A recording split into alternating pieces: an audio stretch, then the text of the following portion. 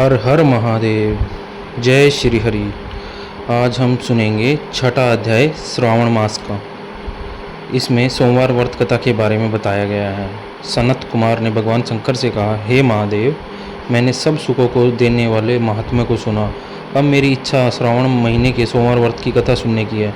भगवान शंकर ने कहा, सनत कुमार, रवि मेरी आँख है, उसका महात्म्य भी श्रेष्ठ है। क्या मैं पार्वती सहित सोम महात्म्य का वर्णन कर पाऊँगा? मुझसे सोम महात्म्य का जो वर्णन हो सकेगा उसे मैं तुमसे बताने का प्रयत्न करता हूँ। चंद्रमा का दूसरा नाम सोम है। सोम ब्राह्मणों का राजा है। ये यज्ञ साधन सोमलता का नाम है। अब तुम ध्यानपूर्वक इन नामों के कारणों को सुनो। सोमवार मेरा स्वरूप है। 12 महीनों में सोमवार का व्रत करना उत्तम है। यदि वर्ष के सब सोमवार के व्रत करने में कोई असमर्थ है तो श्रावण मास के सभी सोमवार का व्रत करना चाहिए। श्रावण मास के सब सोमवार का व्रत करने से वर्ष भर के सोमवार के व्रतों का फल मिल जाता है। श्रावण मास के सब सोमवार का व्रत करने का संकल्प करके प्रति सोमवार की शाम को भगवान सदाशिव महादेव का अर्चन करें। षोडशोपचार से पूजन करें और एकाग्र मन से कथा सुने। मैं तुम्हें सोमवार व्रत की विधि बतलाता हूँ, ध्यान पूर्वक सुने। श्रावण मास के पहले सोमवार के दिन भली भांति स्नान कर, श्वेत वस्त्र धारण कर, काम, क्रोध, अहंकार, द्वेष, चुगली आदि को त्याग देना चाहिए।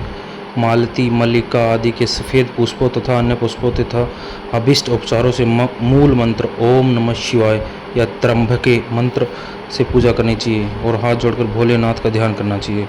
उग्रनाथ भव शशि मौली का ध्यान करना चाहिए। द्वेष का मनोहर उपचारों से अर्चन करें। इस व्रत के पुण्य फलों को तुम्हें बतलाता हूँ। सोमवार के दिन जो भक्त पार्वती सहित मेरी पूजा अर्चना करते हैं वे पुनरावृत्ति से रहित दुर्लभ लोक प्राप्त कर सक लेते हैं। इस महीने के नक्त व्रत के पुण्य को संक्षेप मात्र से कहता हूँ। देव और दानवों से 7 जन्म के अभेद पाप नक्त भोजन से नष्ट हो जाते हैं। इस उत्तम व्रत का उपवास करना चाहिए। इस व्रत को करने से पुत्र व धन दोनों की प्राप्ति होती है। वह व्यक्ति इस लोक के सभी भोगों को भोग कर उत्तम विद्वान द्वारा शिव लोक को जाता है और वहाँ सबका पूजनीय बन जाता है। इस संसार को आसार जानकर, तन मन धन को चलामान जानकर व्रत उद्यापन करना चाहिए। धन का लोभ, मन के मोह को त्याग कर अपनी शक्ति के अनुसार भगवान शिव पार्वती की वृषभ पर स्थित स्वर्ण की प्रतिमा बनानी चाहिए। सुंदर लिंग तो भर मंडल बनाकर उस पर घट स्थापित करें। 2 सफ़ेद वस्त्र से ढके घड़े के ऊपर तांबे या कांसे का पात्र रखकर उसके ऊपर स्वर्ण निर्मित शिव पार्वती की प्रतिमा रखें। श्रुति, स्मृति और पौराणिक मंत्रों द्वारा शिव जी की पूजा करें। पुष्पों का मंडल बनाकर उसके ऊपर एक रमणीक चंदोवा बांधे। रात्रि जागरण करें। अपने गृह सूत्र विधान द्वारा बुद्धिमान को अग्नि की स्थापना करनी चाहिए। सर्व भवनासन आदि 11 नामों से हवन करना चाहिए। पलाश की लकड़ियों से 108 आहुति देनी चाहिए। घी, तिल तथा बेल पत्र आदि द्वारा ओम नमः शिवाय मंत्र से हवन करना चाहिए। इसके बाद आचार्य का पूजन अर्चन कर दक्षिणा में गो देनी चाहिए, मतलब गाय का दान करना चाहिए। 11 ब्राह्मणों को भोजन कराकर उनको कांसे की घड़े देने चाहिए। देवता पर चढ़ी सामग्री आचार्य को दे और प्रार्थना करें कि मेरा व्रत पूर्ण हो। इस व्रत से भगवान शिव प्रसन्न होते हैं। आदरपूर्वक हाथ जोड़कर पहले ब्राह्मणों को फिर आचार्य को विदा करें। इसके बाद बंधु बांधवों सहित भोजन करें। जो विधि विधान से इस व्रत को करता है उसकी सारी इच्छाएं पूरी होती है।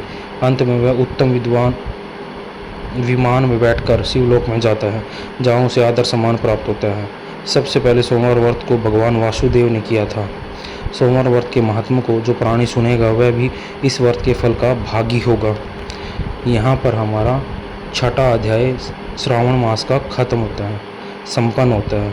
भगवान भोलेनाथ की कृपा आप पर बनी रहे और आप अपने प्रेम के प्रति सजग रहें। जय भोले बाबा, जय माँ पार्वती, हर हर महादेव। सबका भला हो। भगवान भोलेनाथ आपके घर में सुख शांति बनाए रखे। हर हर महादेव।